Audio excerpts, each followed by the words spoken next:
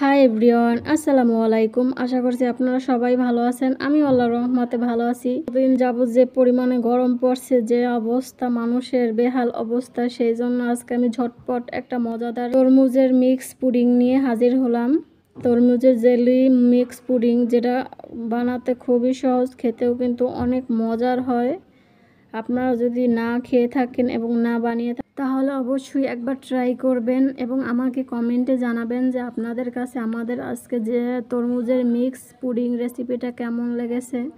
তাহলে চলেন দেখে নেই যে কিভাবে তৈরি করে নিলাম। প্রথমে আমি কিছুটা তরমুজ স্লাইস করে কেটে নিয়েছি। আপনারা চাইলে এই পর্যায়ে ব্লেন্ডারও করে নিতে পারেন। আমি একটা স্ট্যানারের সাহায্যে আমি তরমুজগুলো সেঁকে নিব, যাতে রসটাও বের হয়, আবার দানাদার যুক্তগুলোও বেজে থাকে স্ট্যানারে। দেখতেই পাচ্ছেন আমি জুসগুলো বের করে নেওয়া হয়ে গেছে। এখন একটা কড়াইতে জুসগুলো দিয়ে দেব আমি তরমুজের। এখন দিয়ে দেব চিনি, আর দিয়ে দেবো আগার আগার পাউডার। চিনিটা আপনারা আপনাদের পছন্দ মতো দিবেন। দিয়ে ভালো করে নাড়াচাড়া করে দিতে হবে যাতে দলা পাকিয়ে না যায়। তারপরে চুলার জালটা ধরিয়ে অনবরত নাড়াচাড়া করে তরমুজের জেলি বানিয়ে নিতে হবে। খুব সুন্দরভাবে নাড়াচাড়া করে খানিকক্ষণ আমি রান্না করার পরে মিশ্রণটা আমার রেডি হয়ে গেছে। ঢেলে নিয়ে আমি নর্মাল ফ্রিজে 1 ঘন্টার মতো রেস্টে রেখেছিলাম। দেখতেই পাচ্ছেন জেলিটা কিন্তু সেট হয়ে গেছে। একটা ছুরির সাহায্যে খুব সুন্দর করে জেলিগুলো পিস পিস করে কেটে নিব আমি। খুব সুন্দরভাবে পিস করে কেটে নেওয়া হয়ে গেছে, দেখতেই পাচ্ছেন। এখন আমি যে পাত্রটা আমি পুডিংটা সেট করব, সেই পাত্রটা আমি জেলিগুলো সেট করে দিব।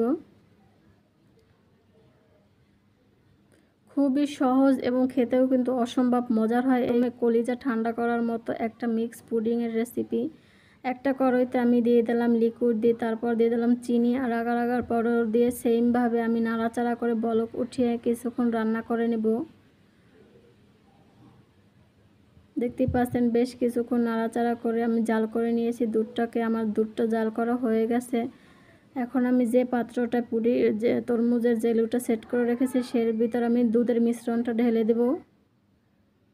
খুব সুন্দরভাবে ঢেলে নেওয়া হয়ে গেছে। এখন আমি ঘন্টার জন্য আমি নর্মাল ফ্রিজে রেখে সেট করে নেব পুডিংটাকে। দেখতে পাচ্ছি ঘন্টা পরে আমি ফিরে আসলাম। খুব সুন্দরভাবে সেট হয়ে গেছে কিন্তু আমার পুডিংটা। এখন আমি ঢেলে নেব। দেখতে পাচ্ছেন মাশাআল্লাহ কতটা সুন্দর এবং লোভনীয় দেখাচ্ছে, খেতেও কিন্তু অসম্ভব মজার হয়েছে। আপনারা যদি না খেয়ে থাকেন অবশ্যই আপনারা এটা তৈরি করে খাবেন, দেখবেন কতটা মজার এবং করে জুড়িয়ে যায় গরমে। এভাবে সহজ রেসিপি যদি দেখতে চান তাহলে অবশ্যই আমার চ্যানেলটাকে সাবস্ক্রাইব করবেন, লাইক কমেন্ট অ্যান্ড শেয়ার করবেন।